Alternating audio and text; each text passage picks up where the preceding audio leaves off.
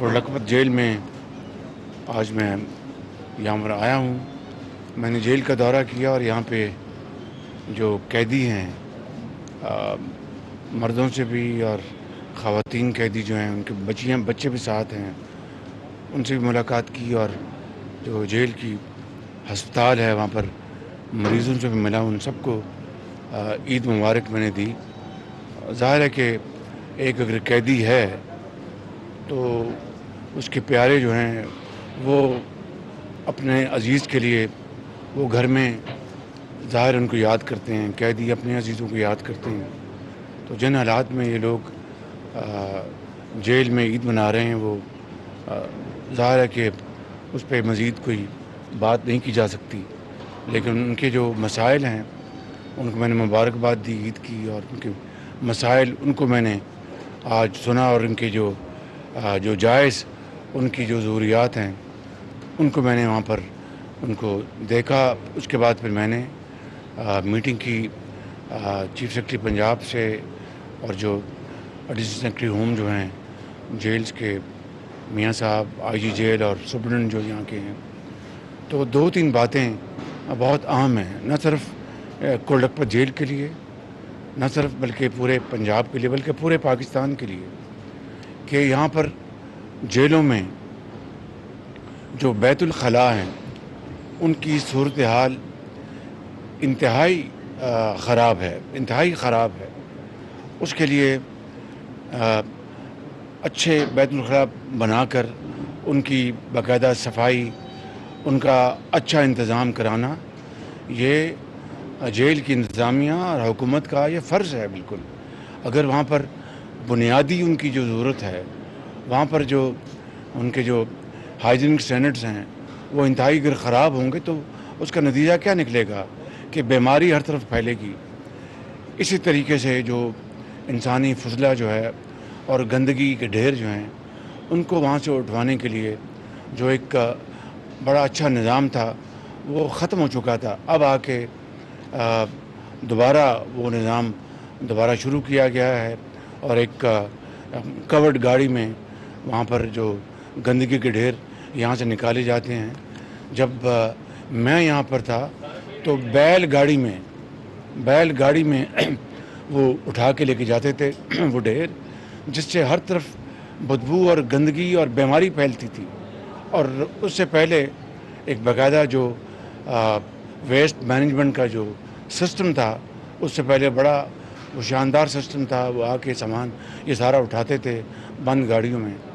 तो एक और दूसरा, इनके कैदियों के नहाने का, इनके कपड़े धोने का जो निज़ाम इंतहाई ख़राब है। उसकी भी मैंने गुजारिश की है कि फिल फॉर इसको ठीक करें। और तीसरी बात जो बड़ी अहम है, इलाज मुआवजा और दवाइयों की तरसीह। मैं यहाँ पर अंदर जो बात कर रहा हूँ वो यहाँ नहीं करना चाहता क्योंकि ईद का दिन है। मैंने अब जो प्रपोज़ल दी है चीफ सेक्रेटरी साहब को कि पंजाब में और दूसरे सूबों में मैं बात करूँगा कि जहाँ पर जेलें हैं, मसलन लाहौर में 2 जेलें हैं, एक कोटलखपत जेल और कैंप जेल, दोनों के मिलाकर 8,000 कैदी हैं।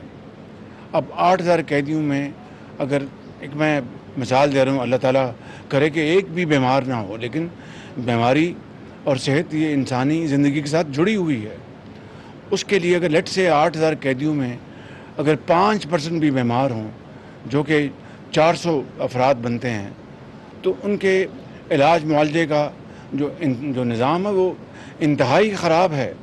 यानी अगर किसी का अगर CT स्कैन होना है या MRI होना है या कोई और एक्सरे होना है तो हफ्ते नहीं महीने गुजर जाते हैं और वो कैदी जो है वो दम तोड़ जाता है।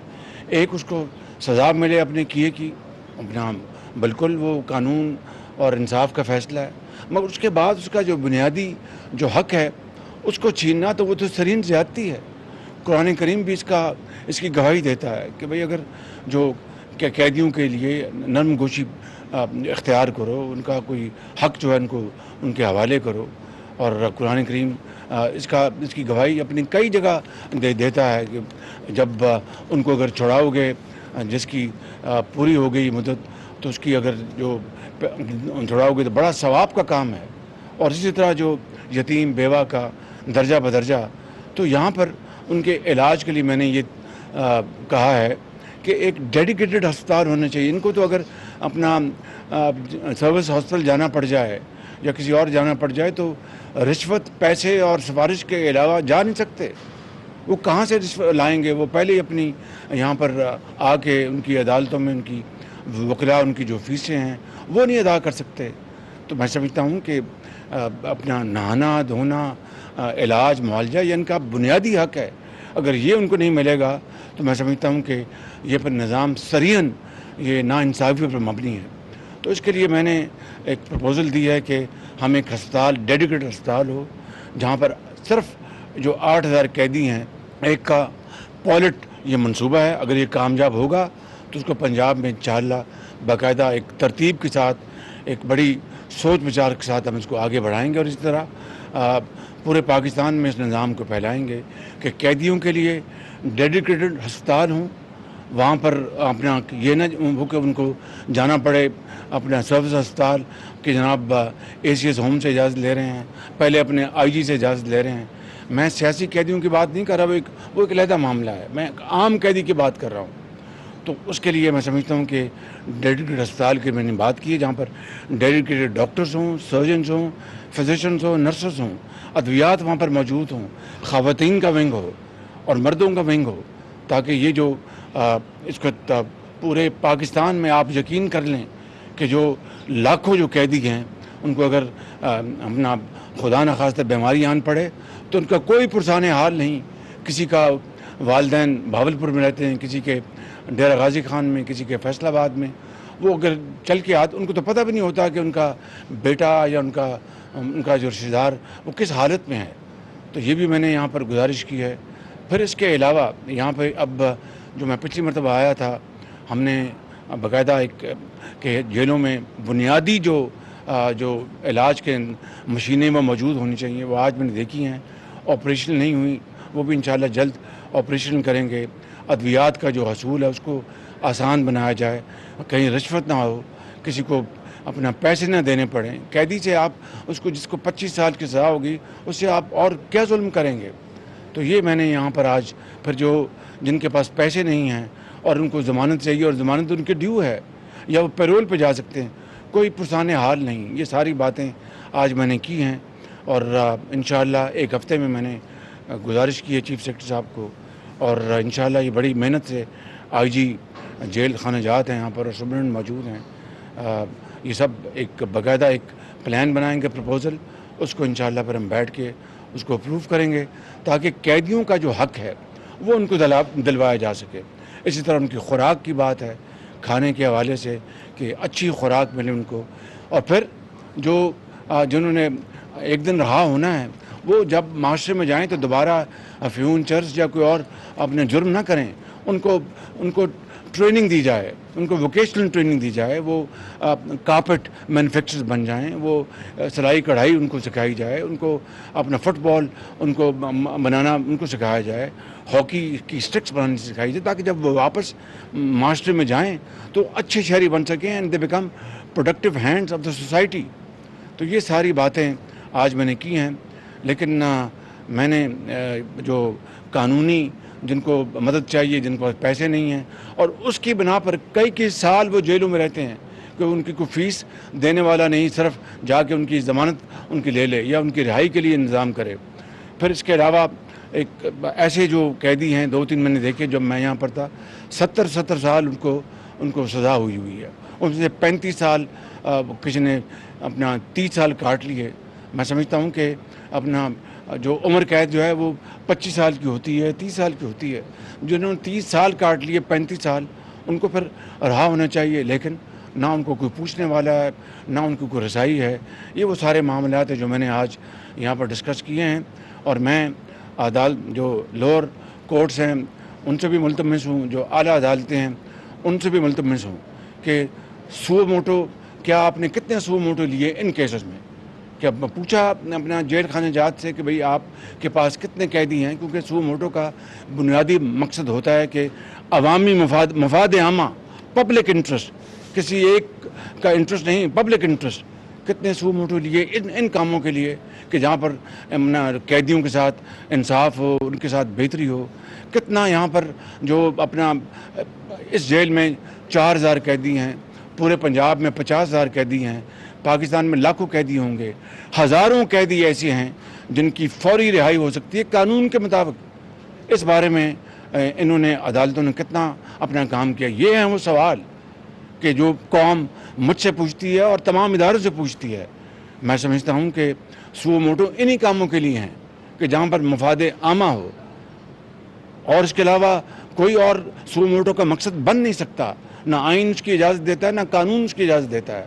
तो मैं समझता हूँ कि आज मैं यहाँ पर कोटकपत जेल ईद के दिन आया हूँ और मैंने सिर्फ इसी के लिए मैंने यहाँ पर अपना गुफ्तगू सारी डिस्कशन की है।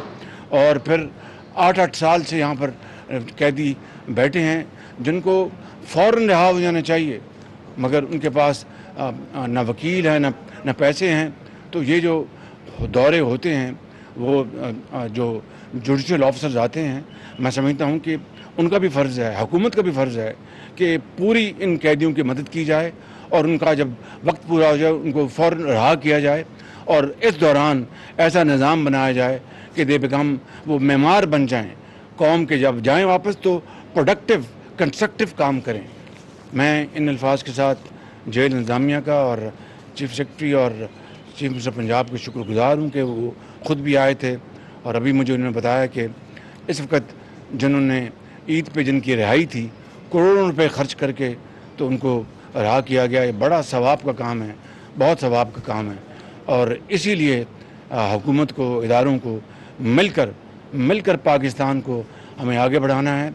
और मैं इस वक्त पूरी कौम को ईद के इस मौके के ऊपर मैं मुबारकबाद पेश करता हूँ और अल्लाह ताला से हम सब दस्त बदुआ हैं कि वो पाकिस्तान को इन मुश्किलात से निकाले और हमारी इज्तिमाई बसीरत और इज्तिमाई काविशों से पाकिस्तान इन चैलेंजेस से निकल सके।